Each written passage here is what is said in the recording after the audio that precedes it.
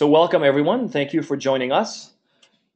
And this is another webinar in the Release 13.1 series by Infragistics. The goal of these webinars is basically to keep you up to speed on all of the new changes that we're introducing to our various products.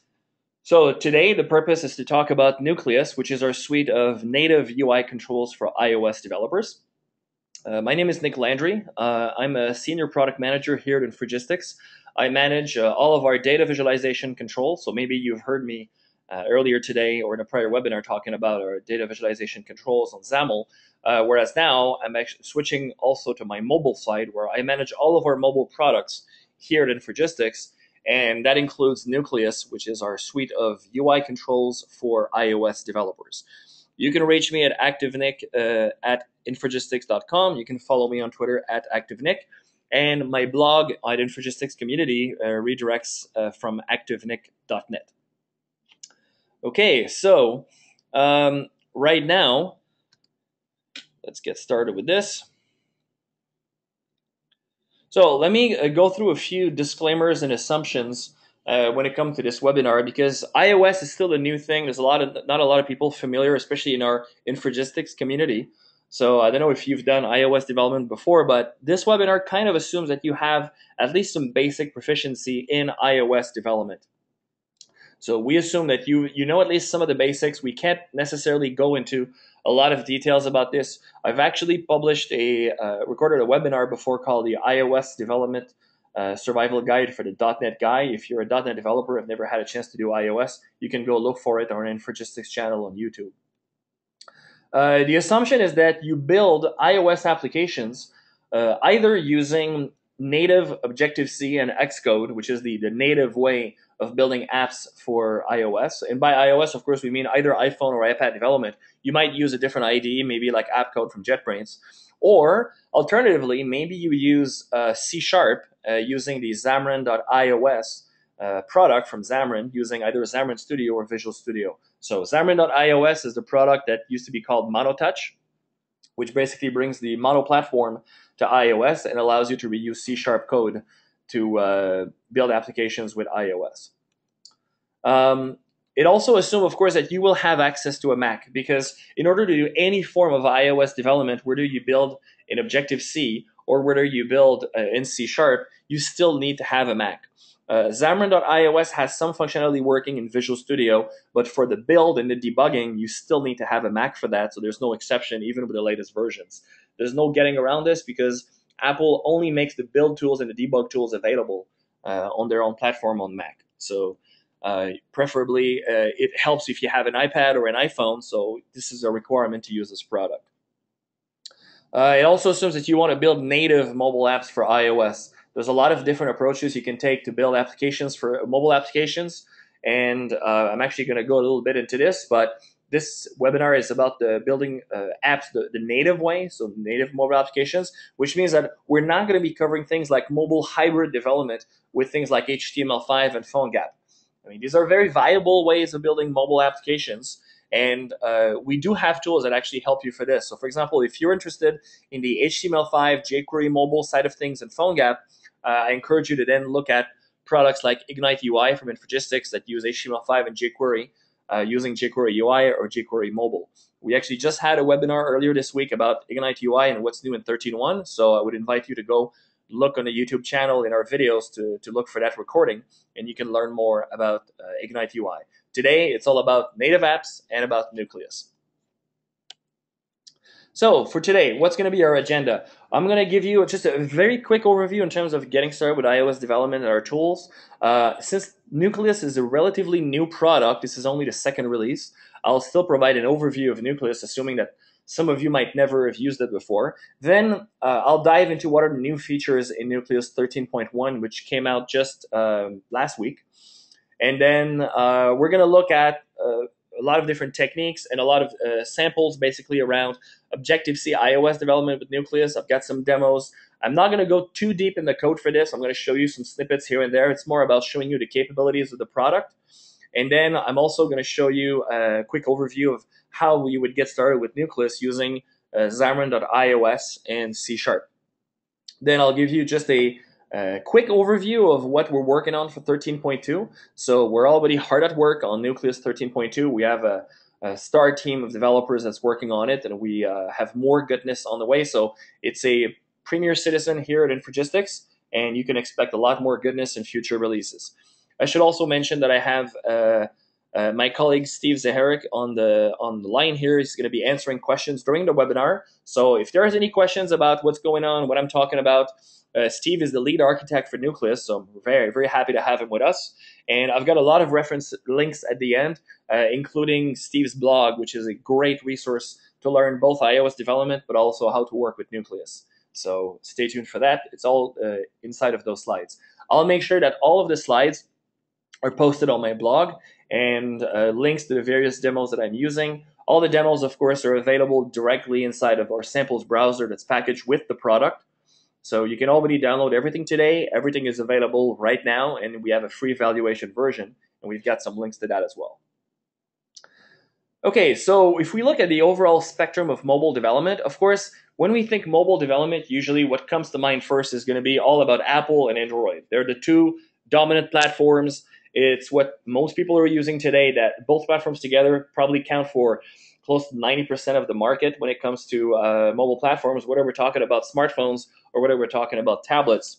Of course, there's other platforms like Windows Phone, Windows 8, and also BlackBerry, the BlackBerry 10 platform. And then there's the ubiquitous HTML5 that we can find as a solution that allows you to create applications cross-platform using things like PhoneGap.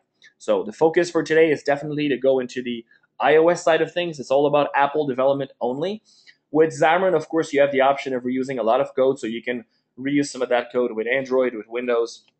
But for today, we're going to focus strictly on the Apple story on iOS, which means iPhone and iPad.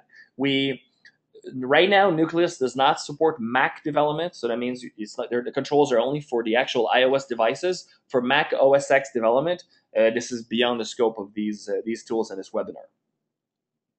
So what do you need to get started with iOS development? So first of all, as I said, you need to get a Mac.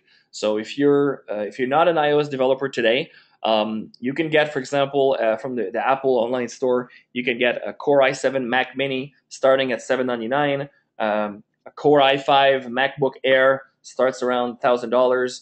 And another option sometimes is to look for different eBay deals where not iOS, but Mac machines usually have a good resale value. So since the Mac crowds love to get the latest and greatest every time something comes out, they'll usually try to offload some of their previous generation stuff, which is more than enough for you to do development. Then the next step is to install Xcode. Xcode is the IDE. It's a free download from the Mac App Store. You need to have OS X Lion and above, so whether Lion or Mountain Lion. You register for an account for free at developer.apple.com. However, if you want to be able to deploy to actual devices, so if you want to build beyond the simulator, and if you want to deploy to an actual device and unlock it for development, or if you want to publish apps to the App Store, you need to have a paid developer account, which is $99 a year. Then the next optional step is if you don't want to go down the native route, the Objective-C route, another way to build native iOS apps is using what used to be called MonoTouch or Xamarin.iOS. Yes, don't be fooled. You still need to have a Mac for this. So you still need to have the Mac for the actual build and for deploying to devices and for testing. But at least you can do some form of development either in Xamarin Studio on a Mac or in Visual Studio on Windows. There's a free starter edition at Xamarin.com that you can download.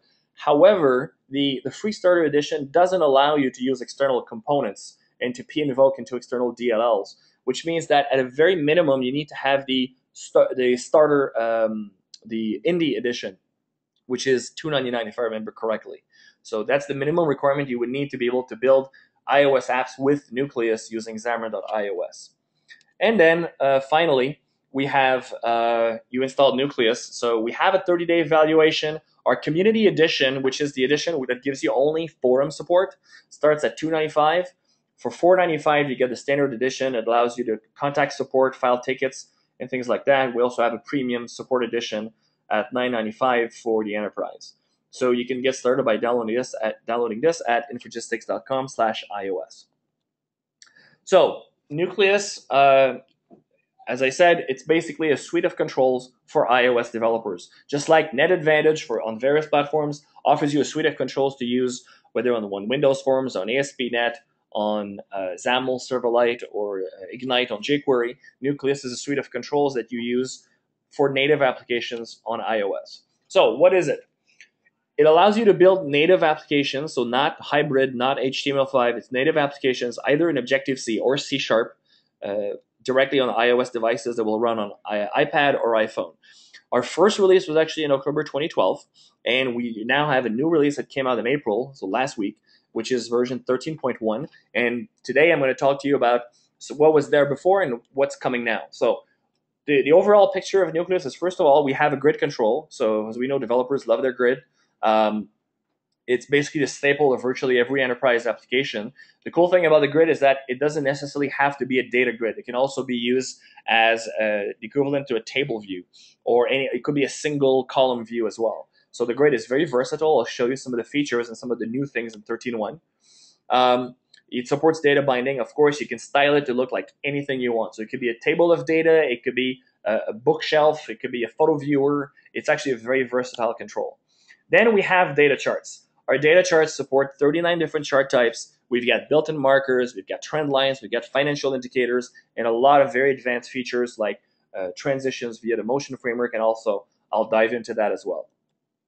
Then finally, we have some of the new features that we're introducing in 13.1, like the pie chart control. So it's a separate control from the data chart, and it also allows you to data bind to your data.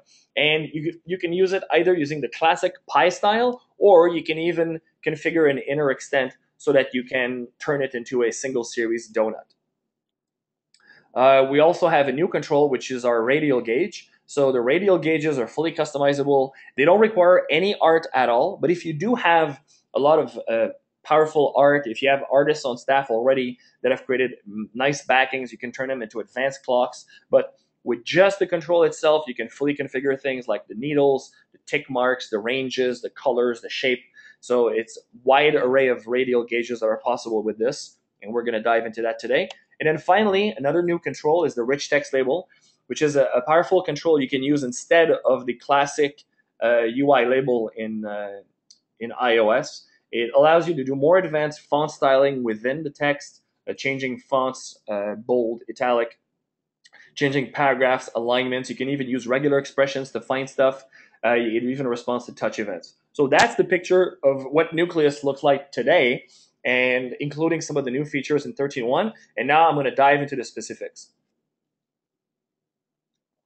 If you want to play with this, we highly encourage you to actually download our samples browser from the iTunes App Store. So it's a free download. It works on both the iPad, iPad mini, multiple generations of iPhone.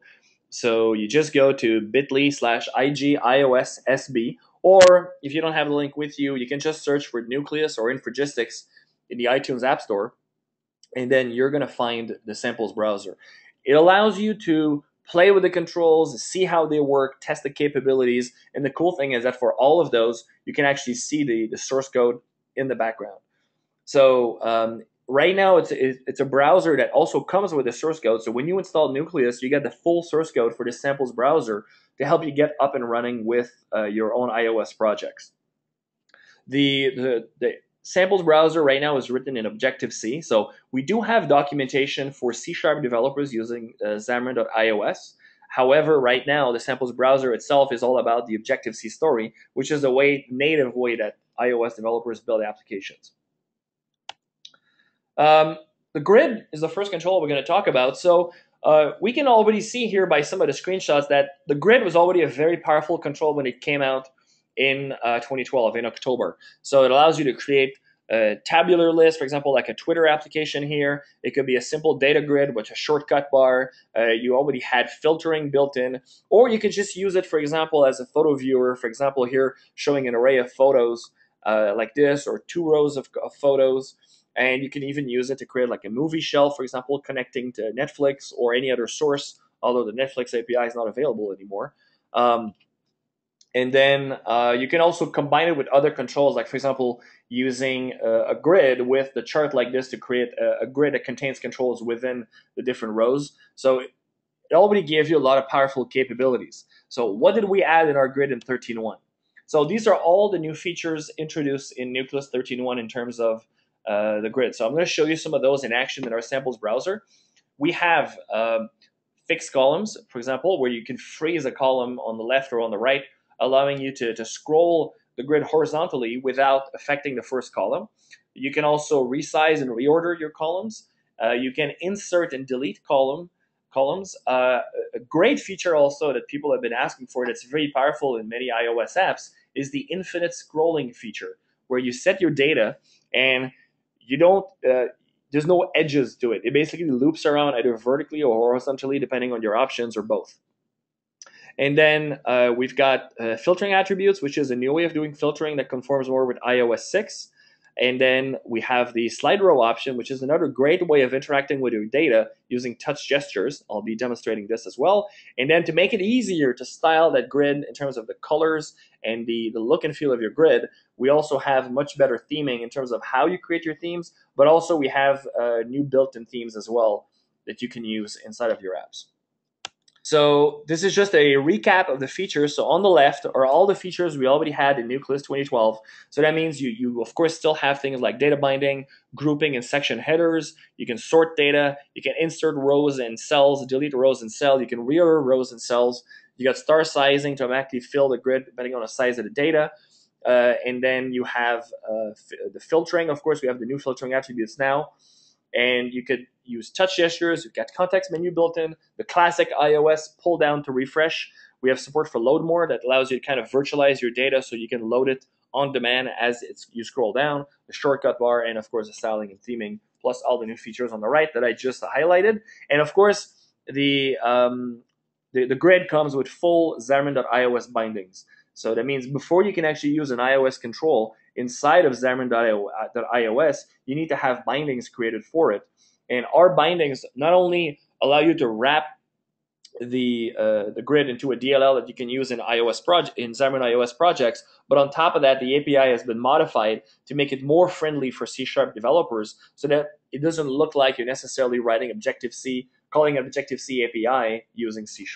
So .NET developers will find the Xamarin.iOS API very friendly, and iOS developers will find the native API very friendly as well, since it conforms to Objective-C rules and trends. So let me jump into a quick demo here. So first of all, let me show you just how you would get started with this. So let me just find my... Okay, so here I actually have a little sample. It was actually just published yesterday by my colleague Tori Betts, who created a cool little sample on his blog, and I have a link at the end where it allows you to show how it shows you how to easily bind the SQL data from SQLite inside of the grid. So what do we do here? First of all, so before you can use the controls, you make sure that they're inserted inside of your project as a linked framework. So for example, you would click on your project, you click on your target, and either in the build phases, or you can just scroll down here in the linked frameworks and libraries, you have the ig.framework has been added. So whenever you install Nucleus, it's going to go immediately in your developer folder. So from the root of your Mac, you've got a developer folder, and then underneath you'll find Infragistics folder, and that's where you would add the framework from. If you're using Xamarin.iOS, then it's just a DLL, but I have a sample for that as well. There's a MonoTouch folder inside of the Nucleus install folder, and that's the DLL that you need to install. So ig.framework includes the grid and the label. And then we have another framework, which is the igchart.framework, which includes the data chart itself, the pie chart, and also the gauges. All right, so there's two different frameworks. So you can use one or both, and you just need to know which to use, and all of our documentation covers those things. Okay, so once you've added this, then in your project, it's actually very easy to get started. So if I go into my view controller in my method implementation here, so of course I have an import of the ig.h, and if I scroll down here, you'll see that I have a NS mutable array, which is my data ultimately is going to end up in that array. So there's some code at the bottom I'm not going to focus on, because it basically is the SQLite code to extract the data from the database and then return it into that NS mutable array. So you can go read Tori's blog in order to do this, and I'll give you a link at the end. Then you have your IG grid view right here, and we have the data source helper. The data source helper is a way for us to basically bring a paradigm from the .NET world, which is data binding, to make it very easy to add data via the data source helper, and then you simply bind the grid to the data source helper so that as you change the data source, the grid data will also change. So it brings you a very easy way to populate data in your grid without doing a lot of work. Okay, and then, so I've got my grid view is initialized here at first. We set the bounds to basically the whole frame of the application. We make sure that it's resizable if we switch the height and width. So it's going to run either on iPhone or iPad, or you can rotate to portrait and landscape. And then we're not using any header height on this one. We add it to our view. So we simply add the grid view to as a sub view of our main view. And then we initialize our data source helper. And then we simply set the data on the data source helper to our SQLite data that was returned from the function below. We simply say which grouping key we want to use. And then at the end, we simply set the data source of the grid view to the data source helper. So the process is you initialize your data source helper with your data. And then after that, you bind your grid data source to that data. So it's as simple as that. So let me just show you how what this would look like at runtime. So I'm going to run this in the iPad simulator right here. So the iPad simulator was not loaded, so it's just going to load shortly. I'll leave it running afterwards to make sure that it sticks around. And it's going to show up any minute now. There we go. It's loading. So I'm actually loading the Retina version of this one. Let me just switch it to something a little more manageable, to something like the iPad, not the iPad Retina, the regular iPad like this. Okay, it's reinitializing. Let me reload that demo right here. So let me go back to my code, and I'm going to rerun it in this simulator. Okay, there we go. So now I can, for example, we've got the data is automatically showing up inside of our grid, and then I can rotate also, and the grid fills the entire screen if I rotate the iPad. Now, the data is already selectable, so I can select the data and I could act on it. But let's say I want to change a couple things, like some of the new features includes the new theming or the slide row feature. So let me demo a couple of those here. So I'm going to stop this. And let's say that I want to have a better theme for this. So for example, I just create a new ID here, which is our IG grid view theme definition. So I'm going to uncomment this. That's my theme. You have to assign it to a variable, of course, because otherwise, if you set the theme, it's going to go out of scope the moment the function ends. So what I'm going to do is simply set the grid view to that theme here, which is going to be IG grid view dark theme. So this is a predefined theme that we have, and you can also create your own theme. It's pretty easy. So it's allocated, initialized here. And that's it. That's all I have to do to make sure that now I have a new theme, a new set of colors. So you can create your own. And if you create your own theme, then you can reuse from one app to the other to make sure that that theme matches your brand. Another cool feature we're going to add here is the swipe row action. So on the grid view, I'm going to uncomment the swipe row action. So with just one line of code, we can actually set the row to say that whenever I swipe it right or left, it's automatically going to move right to reveal a view in the background. Then after that, you can actually add more things in the background, like a button or things like that. And I'll show you a more advanced example in our samples browser. So if I run this inside of the same simulator, now you see my grid actually has a nicer look and feel. It's dark look. It's something that's very popular on iOS. And the colors have been preset for this one. So you can either use this one or you can create your own. And then the swipe row is what I'm going to see is with my mouse, I'm going to swipe it to the right so you can see how it can reveal a view in the background. And then you can go and configure that view to add buttons or other things there. So it's a powerful feature with one line of code. It's been enabled. And then after that, it's just a matter of populating your view. And this is built in. Of course, if your grid has multiple columns, you can't use a swipe row with horizontal scrolling. because otherwise, if you swipe to the right or to the left, the grid is not going to know, is it supposed to show a swipe row or is it supposed to scroll the grid. So you need to make sure that all your columns fit in the view. If you have horizontal scrolling, then the swipe row can't be used, or slide row rather. It's a swipe action and it's a slide row feature. Okay, so let me just now jump to our samples browser so you get to see it in action a little more.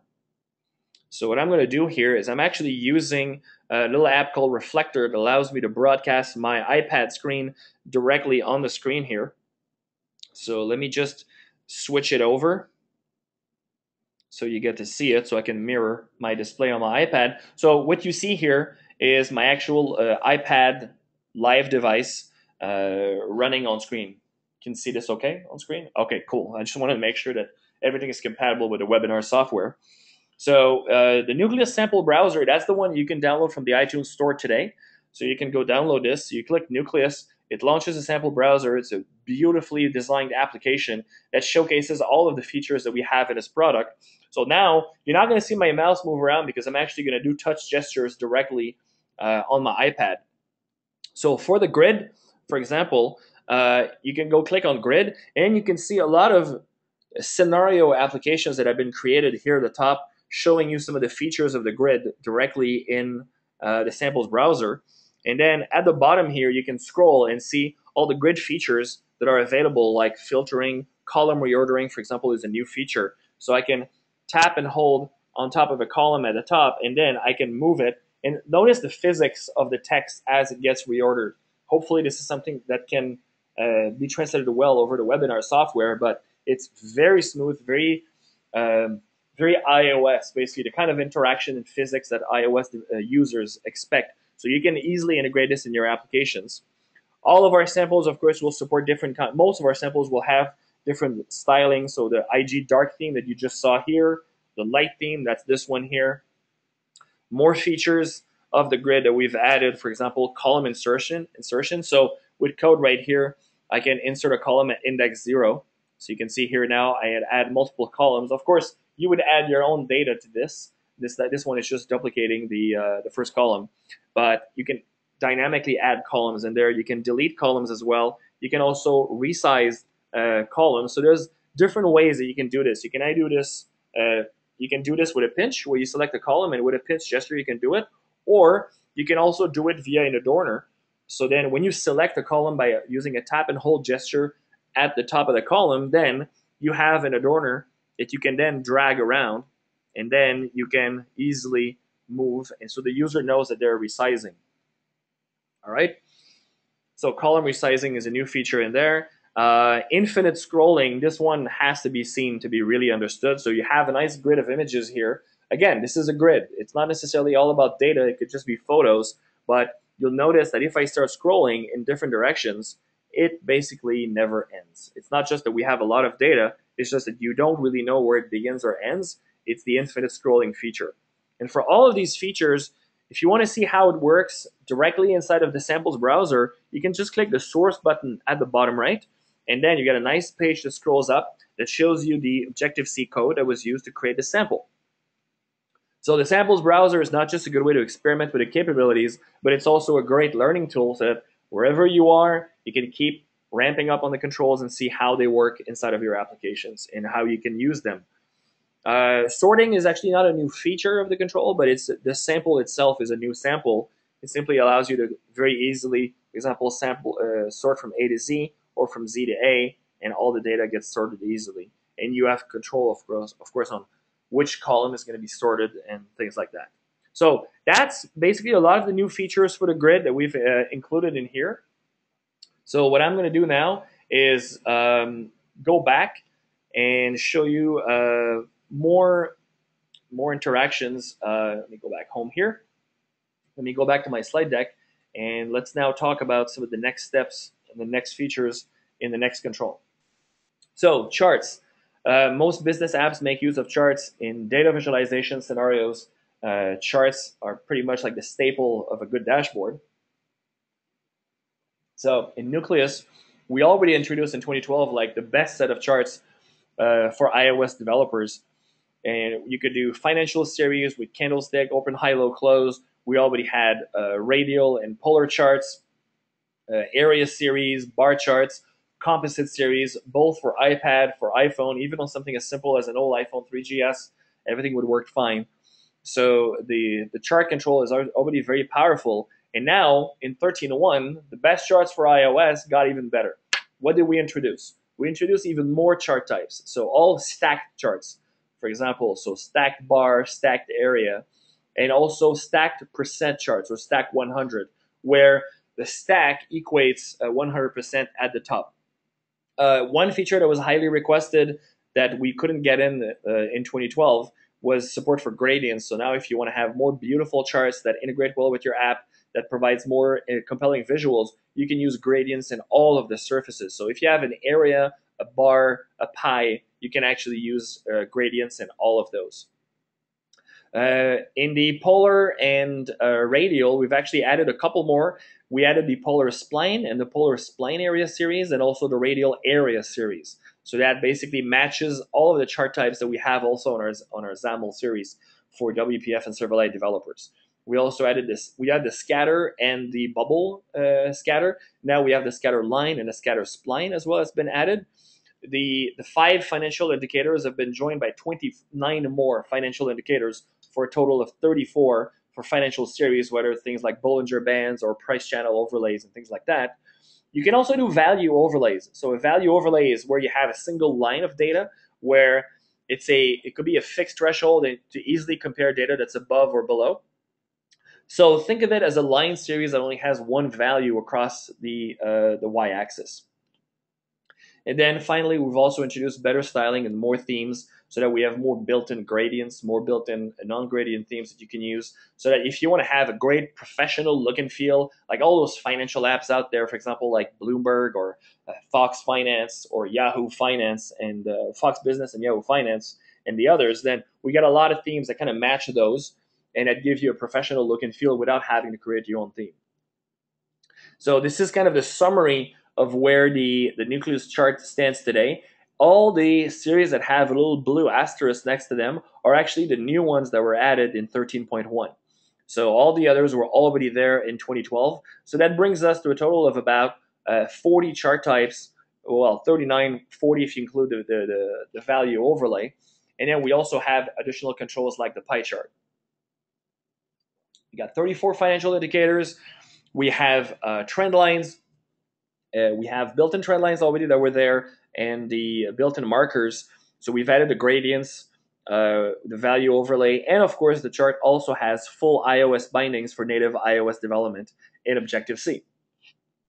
So let me give you a quick overview of the chart. I'm actually going to jump back to my iPad right here to show you how this works. So I'm running, again, the iOS sample browser live. So I'm going to click on chart to go see what we have in there. So again, at the top here, you have different scenarios that we've created. Like, for example, you have a nice stock scenario right here where it actually fetches stock data. It's live data, right, that we're using on this? Yeah, so it's actually pulling live data from a web service to show you, for example, the Apple stock, which is not what it used to be. And you can see, for example, Amazon stock here, the Microsoft stock in the background, and you can see them all together. So you can say show all, where now all the different stocks are actually visible on the same in the same view. If I click on Apple here, of course, I can go and zoom in, and you can see volume exchanges at the bottom as well. And you can also switch your view, for example, from line to area, where you can see here with a nice gradient, or you can use open, high, low, close like this. You can see open, high, low, close, or you can go with candlesticks. So that's one example. Some of the new features here are all the stacked series. So these are the stack 100 showing the stack 100 area, bar, column. Of course, you can change the styling for those. So you can say, I want to use these colors, or I want to use these colors. So all of these, you can actually go and lift them either from our samples browser or using some of the predefined themes inside of our control. So you can see here, you've got some really powerful, beautiful charts out of the box. You don't even have to create your own themes. You can use some of our own. But if you want yours, you can just configure your own, and it's very easy to create. It's just a matter of following the samples that we already have. You can also change markers. I'll show you on the line series. It's going to be a little more effective.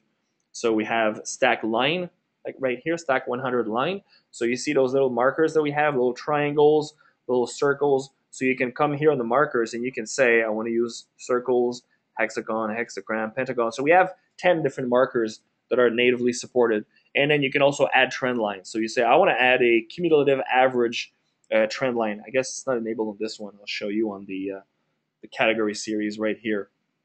So for example, if I go here, there's already a modified average. It could be a logarithmic fit, a linear fit, exponential fit, power law, quadratic, quartic fit. So these are all calculated automatically. So you can attach a trend line to an actual series. And if you have more than one series, you can have more than one trend line. And of course, all of our charts, you'll notice that whenever you transition, so if I click refresh, data changes get automatically animated. So I don't know how it's coming across on the webinar software, but I can tell you that it's silky smooth. So try it on your actual device, and you'll see it actually looks great. The webinar software, the frame rate is just not there to reflect it. The pie chart, I will get back to that. And then the value overlay here shows you an example. So you see that red line?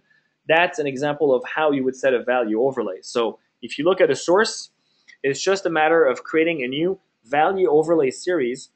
So an IG value overlay, and then you simply assign it to a specific axis. You set the value, you set the thickness for it, and then you set the brush, and then you simply add the value overlay to the series. So it's actually quite simple to do this.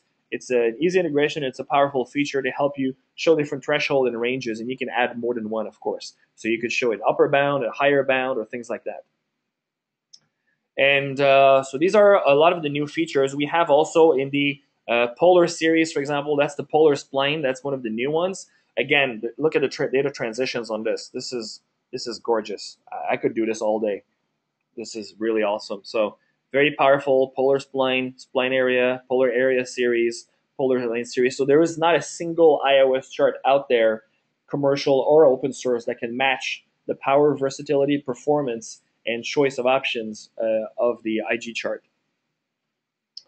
Okay, and then going back to my deck.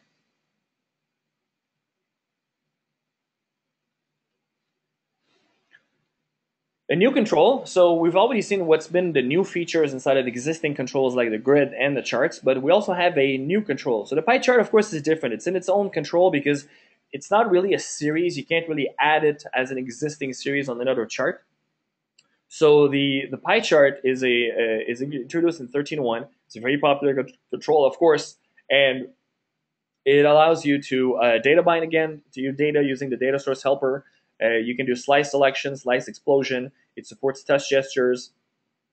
It also has the others category. So let's say you have a pie chart where some of the values are very tiny, tiny slices where they become kind of insignificant. So at this point, you can set a threshold, for example, to say 10, and you'll say, for example, all values under 10 should just all be grouped under an others category. And you can set the threshold in code or let the users control it. If you want a single series donut, we don't support multi-series donuts yet, but if you want a single series donut, you can just adjust the inner extent, and then that allows you to create a nice donut. You can style it, and of course, comes with full iOS bindings. So let's jump back to the iPad demo here to show you quickly how the pie chart works. So again, if I go back to charts, and if I scroll down here and I go to pie chart, so you see I can actually tap slices to open and close them, explode them, remove them, okay? And then I can also, in terms of source code, it's actually pretty simple to create. It's just a matter of setting the pie chart itself, and then you can also create the legend separately. So the legend is an actual sub-control in a way. So you create the legend, and then you add it to the sub-view itself.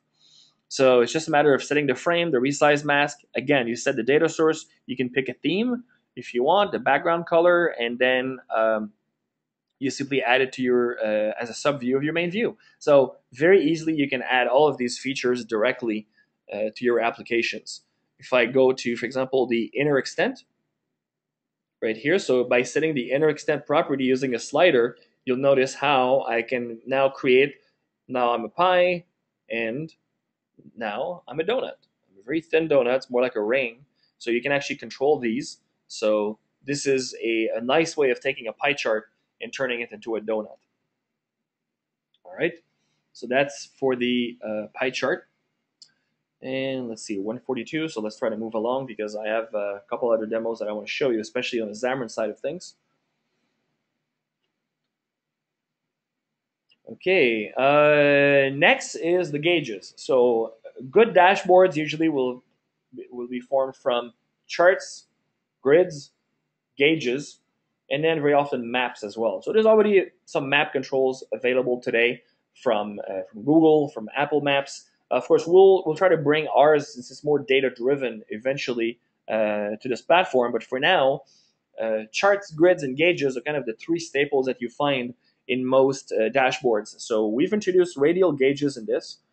It's great to show KPIs with style, with interactivity. You can either use the default look and feels by configuring them like the top two that you see there, or you can use full custom art of your own, like the bottom three showing like a stopwatch and different clocks there at the bottom. So it's very easy to get started. You just drag and drop it in your project and then up and running with a great default look and feel. I'll actually show you a sample of this when I get to the Xamarin section. You can configure the radial scale. You can set things like the start and end of the radial scale. So you could create a 45-degree radial gauge, a 180-degree half gauge, or a full circular gauge if you want. You can configure all things like minor and major tick marks, set the labels, color ranges, the sweep direction if you go from clockwise or counterclockwise, for example. The needles in there are fully configurable. I'll show you some samples on the iPad. You can basically change things like the extent, the backing, not the backing, but there's all sorts of different properties you can set on the needles, and that allows you to create like more than 50 combinations or even more, of course, once you set thickness and length and stuff like that. Each gauge can only support one single needle, but you can easily add one and more gauge on top of another. So one of them would have one needle, the tick marks, the ranges, and everything. And if you want a second needle, you would just add a second gauge on top of it with no tick marks, no labels, no ranges, no images. It's fully transparent with just another needle on top, and that's how you would be able to create like the bottom two clocks that you see here with two or even three needles. And everything is animated with a motion framework. And you also have the Xamarin.iOS bindings. And I'm actually going to demo this when I get to the Xamarin section of my demo here. So going back to my iPad to show you the gauges in action. So going back here, we look at the gauges. So these are some examples of beautiful gauges you can create with this. So this is custom art of your own. So you can use anything. There's like open libraries of images you can use and then add your own gauge to it. So it's a beautiful image, but then it's an interactive gauge that sits on top of it. So this is a stopwatch, another clock here. You can see the seconds are actually moving here. So that's the dynamic part of the gauge. And another example here where we have a mini gauge inside of a bigger gauge, where one is actually just showing the seconds, and we just saw the minutes move right there on this one. So that pretty much tells me what time it is for for how long I have left to this webinar. We have, just to show you the versatility of this gauge control, we have a cool sample here that all it does is it basically picks a bunch of properties at random, changes them on the gauge, and then it even animates the transitions in between. So what you see here are all sorts of crazy random combinations of possibilities for the tick marks, the labels, the ranges, the scale. Actually, there's no ranges on this one, but the colors, the needle as well. So you can see the various styles of needle that are possible. So you can play with all of these things and without any custom art. So even without having an artist buddy that can create like great JPEGs for you, you can create really powerful gauges. You have value transitions. So for example, this is a very simple gauge where if you change the value from one to another, instead of the needle directly showing the value, you can transition between the two. And you can actually control the speed of that transition. So if you want the transition to be fast, instant, slow. So if you set the transition to 0, then the needle would automatically go to the next version, with the next value, without showing the animation in between. You can also interact with it. So in this case right here, you won't be able to see it with my gestures, but what I'm doing is I'm tapping my finger on the needle and then I'm dragging it around so you can actually set it. So the beauty of the gauge is it can actually become kind of a selector in a way where you could provide different options and ask people to position something. So it's kind of a fancy slider in a way. So sometimes the slider is better. A gauge could be a cool scenario depending on your application.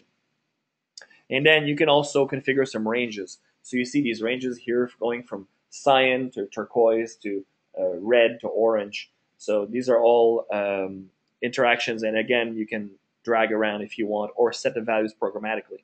So if you set this to a live data that's monitored by the app, then the gauge shows you live status on some KPI. You can also change the alignment. So for example, if I have this gauge right here, I can say I want it top center. So you can, within the frame, you can configure where you want the gauge to show up.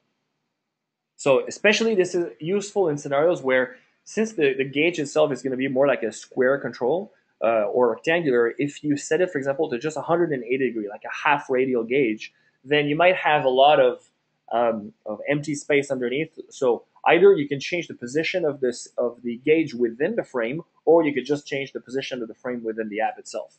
So it's up to you, but you have control over these things.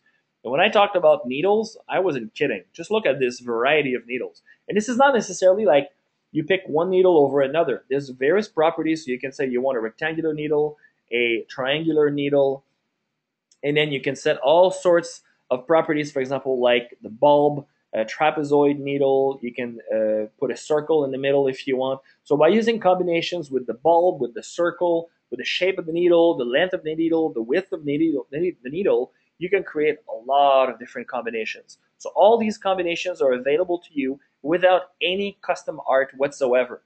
So you can easily create something even if you don't have access to a designer. If you do have access to a designer, you can also work with them to make the gauge look even better. Okay, and I'll show you a code sample with iOS as well, with the Xamarin as well. Okay, so I'm running out of time here. So what I'm going to do is I'm just going to, I did the demo here of how it works. I'm just going to go over the rich text label and show you the gauge sample, but within Xamarin. So the rich text label is a simple widget, and we're actually going to be introducing more of those widgets over time. It allows you to configure like rich text attributes like font types, bold, italic, underline characters. You can change the text color, current spacing, the text stroke color, the width, and even the whole paragraph itself, where you can, for example, use an overflow indicator. You can align the text to the left, right, center, or justify it. So it's a great way if you're displaying a lot of text inside of an application, whether you're just creating a tooltip or whether you're creating like a full block of text based on some data. You can easily configure this text with a lot of rich text attributes here. You can insert dynamic text variables to make it easy to go insert dynamic values inside of static text. You can even use regular expressions. Sorry for the typo here. Let me fix that right now. There you go. The corrector actually was telling me.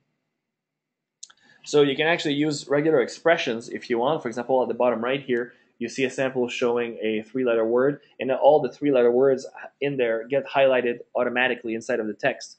We have full, of course, Xamarin.iOS bindings, and you can also get tap events. So if you tap on a word, you can get specific events to tell the application which word was tapped by the user. So it's not just about static text, it can also be interactive and based on dynamic data. And then finally, of course, there's the MonoTouch story. So the new name, of course, for MonoTouch since version 2.0 is Xamarin.iOS. Xamarin is a partner of Infragistics, and together we're working to bring you like the best way to build applications for iOS devices like iPhone and iPad. You can get started with Xamarin at xamarin.com/iOS. As I said before, you still need a Mac, even though you'll be able to do some development, for example, with Visual Studio, if you have the business edition or above. When it comes to building and debugging and running on the device or in the simulator, the Mac is required. There's no way around it. However, if you have a team of developers and only one Mac, they could technically share the Mac to all run via the same one, but they'll still need to have physical access to it to make sure that they can connect devices or test in a simulator. You can import data libraries and use them in your apps. You can bind existing Objective-C libraries as well. It requires Xcode 4 and higher. There's a UI designer in there that you can leverage as well. And if you have Business Edition, you can even build apps in Visual Studio, although there's no designer in Visual Studio. We provide full, complete Xamarin.iOS bindings directly in the Nucleus installer. So when you download Nucleus and you install it, there's going to be a MonoTouch folder created for you. And that's where the DLLs that you need as a binding to add as a reference to your Xamarin project is going to be located. Also, Xamarin has their own component store where a lot of different components are available. You can even add them directly from your project. Nucleus is available today in the Xamarin component store. It's the same price. Whether you buy it directly from Xamarin or whether you buy it directly from us, you get the same product. It's just a convenience via Xamarin to make it easy for people to find Nucleus for their applications. So let me just show you a quick example of a very simple project on how to get started, for example, with the grid. So where's my Xamarin? There we go. So here I'm inside of Xamarin Studio. So this is Xamarin Studio on the Mac. There's also Xamarin Studio on Windows. However, iOS development is not supported in Xamarin Studio on Windows today. So if you want to do Windows development, you have to use Visual Studio, which means that you need to have at least the Business Edition. In order to use Nucleus in here, you're going to need to add a reference. So you see here, there's igchart.dll. Normally, you would just say edit references, and then there you go, it's loading.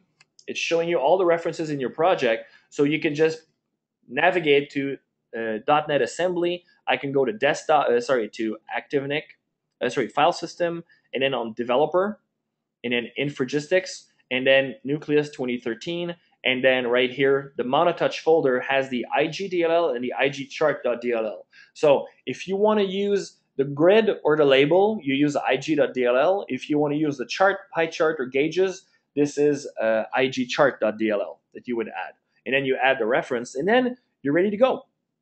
So what I have here is a very simple app where inside of my main view, I've added a reference to Infragistics by using statement to Infragistics here. And then when my view has been loaded, I create a new IG gauge view. I set the frame for it. I set the resize max to make sure that it's flexible depending on if it's portrait or landscape, or depending on the size of the screen. Here I pick a theme called IG Gauge Theme Light. And then you can set the start angle from 180 to 0. So in this case, it would create a half circular gauge. And then I can pick things like the backing shape that I want. In this case, I want a fitted shape, because since I'm creating a half circle gauge, I don't want to have a full circular fitting. So by using the fitted shape, then it's going to fit only to the 180 degrees size. And then I can set the backing brush, the needle brush if I want. I can set the font size and the name.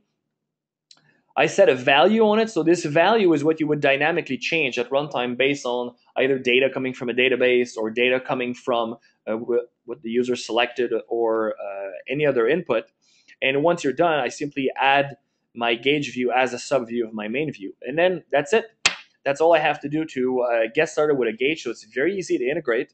So I'm just going to run this in the iPad simulator right here. So if I run this in my existing iPad simulator that was already running.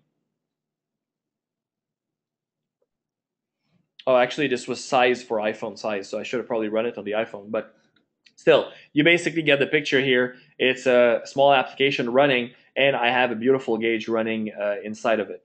So since this is iPhone size, I could go ×2 like this. But let's say that I'm going to stop this, and I'm going to say run it in the iPhone simulator instead. I'm going to run this, and then it's going to reconfigure the simulator to use the iPhone instead. Okay, there it goes. It's loading. Every time you change simulators, things take a little longer, always. So let's just give it some time. There we go. And then you can say in the hardware, I'm going to change my device to go, for example, for an iPhone Retina. So it's reinitializing it to the Retina, and then I could just come here and just relaunch the Radial gauge, and there you go. You got a beautiful gauge. Retina resolution on an iPhone, and you can easily change those values to create a circular gauge. And you see how the gauge is not fully circular, how the line conforms to the shape of the 180 circle plus the circle around the needle. That's because we're using a fitted backing. All right, so that's how you would integrate some of our controls. All of our controls work well with Xamarin.iOS. We have getting started information for all of those in our documentation in the Xamarin store, and we also have full documentation in the API docs for Xamarin.iOS support. So that means all of our samples have C# snippets and also Objective-C snippets in the documentation. Okay, so that basically brings me to the end here. So I'm going to try to wrap this up. So let me go back to my slide deck. So you're probably wondering, so with all this goodness in 13.1, what are we working on for 13.2? As I said, Nucleus is a full product here at Infragistics. We're already working on new features. So we keep pushing on full parity for data visualization controls across all of our different platforms. So we're introducing, for example, more charts. We'll have spark lines, funnel charts, tree maps, a time navigator for your charts as well. We'll introduce more gauges, things like linear gauges, bullet graphs, and then we're also aiming to have more widgets like an overlay view, progress indicators, notification views, and things like that. And then we want to bring things like in the grid, like in-cell editing directly inside of the grid. The chart will bring things like single axis zoom, more advanced touch interactions with crosshairs, tooltips, and highlights. Of course, all of this is subject to change. So these are just some of our plans that we're working on right now. But we have a really, really awesome team. So I'm confident that we'll get all of this come the 13.2 release in the fall. So this is what you have to look forward to for 13.2. So get started today with Nucleus. We'll continue, of course, to have full Xamarin.iOS bindings for all of our controls. Again, with more samples, more showcases, even more documentation. Everything keeps improving. So to get started, you can get started at developer.apple.com if you don't have an account today. There's some learning resources from Apple. The WWDC has been announced for June. The tickets actually go on sale tomorrow if you want to go. But the videos from last year are available online. Pluralsight has some training videos. I also maintain a Twitter list of iOS bloggers and experts if you want to follow them on Twitter. There's some cool open source controls if you want quick little things that Cocoa controls. But of course, go get Nucleus. That's the only way to build really advanced applications very easily in no time using Nucleus from Infragistics. If you want some cool technical resources, Code by Steve Z, so my colleague Steve has been answering questions here, has a great blog where he teaches developers how to get started with iOS, how to use Nucleus. He's got a lot of great tips and tricks, stuff like how to use TFS on a Mac, for example, or how to create builds and automation builds and stuff like that. Tori is also another member of our Nucleus team in the product guidance. He has a new blog. The SQLite sample that I just showed actually comes from his blog, so you can go check it out right there in his inaugural post. I'm the product manager for this. I talk about a wide range of things. Some of them are iOS, a lot of them mobile, so it's not just about Nucleus on my blog. And we also have one of our evangelists, Brent Schooley, who has a blog with a lot of great information around different topics, especially UX design. And he also he's covered some articles so far on using Xamarin.iOS with our controls. So you got more links here, the same ones that I've already provided. If you don't know iOS development, these are just some of the books that I would recommend that you get started. If you're a .NET developer, Josh Smith's book is actually good for that.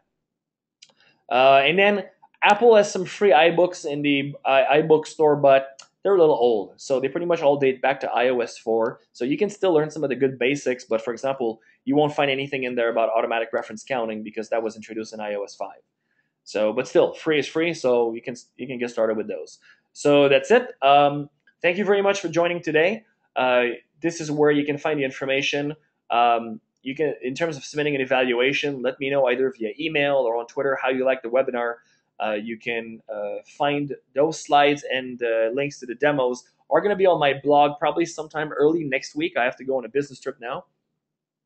You can interact with me on Twitter at ActiveNick. You can email me, activenick@infragistics.com. Of course, for email, I would encourage you to contact me only with things like suggestions, wish lists, roadmap information, and or if you want to tell me about your app as well. If you build something with Nucleus, I want to know. So this is definitely an email case. Contact me, let me know, send me screenshots, send me links to the App Store. We just may feature your app on our website as a showcase as well, so that can help with your downloads.